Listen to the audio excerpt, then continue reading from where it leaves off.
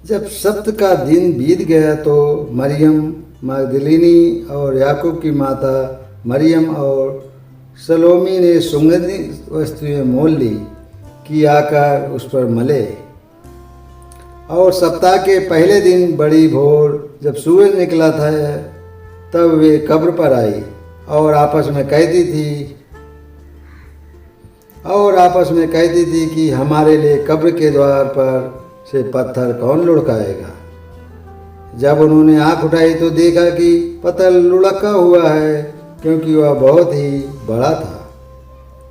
और कब्र के भीतर जाकर उन्हें एक जवान को श्वेत वस्त्र पहने वे दाहिनी ओर बैठे देखा और बहुत चकित हुई।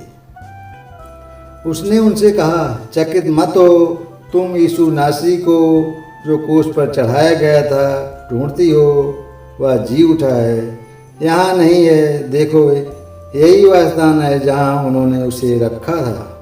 परंतु तुम जाओ और उसके चेलों और पतरस से कहो कि वह तुमसे पहले गालील को जाएगा, जैसा उसने तुमसे कहा था, तुम वहीं उसे देखोगे। और वे निकलकर कब्र से भाग गई, क्योंकि कपकपी और घबराहट उन पर छा गई थी।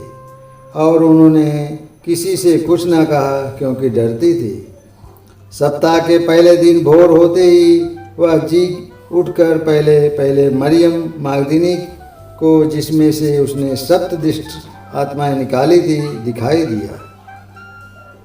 उसने जाकर उसके साथियों को जो शोक में डूबे हुए थे और रो रहे थे समाचार दिया। और उन्होंने यह सुनकर कि वह जीवित है और उसने उससे कहा प्रतीत ना की। इसके बाद वह दूसरे रूप में उनमें से दो को, जब वे गांव की ओर जा रहे थे, दिखाई दिया। उन्होंने भी जाकर औरों को समाचार दिया, परंतु उन्होंने उनकी विपरीत न की।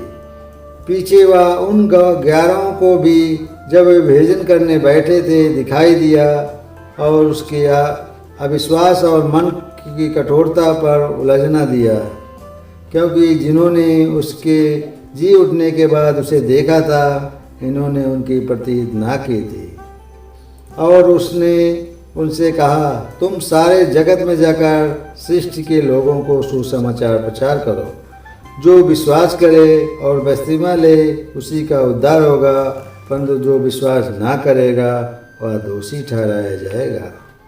और विश्वास करने वालों में से चिन्ह होंगे कि वे मेरे नाम से दुष्ट आत्माओं को निकालेंगे, नई नई भाषा बोलेंगे, सांपों को उठा लेंगे, और यदि वे नाशक वस्तुएं पी जाएं तो भी उनके कुछ हानि ना होगी। वे बीमारियों पर हाथ रखेंगे और वे चंगे हो जाएंगे।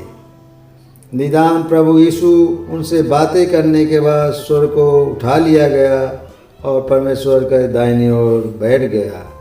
और उन्होंने निकलकर हर जगह प्रचार किया और प्रभु उनके साथ काम करता रहा और उन चिन्हों के द्वारा जो साथ साथ होते थे वचन को ठीक करता रहा।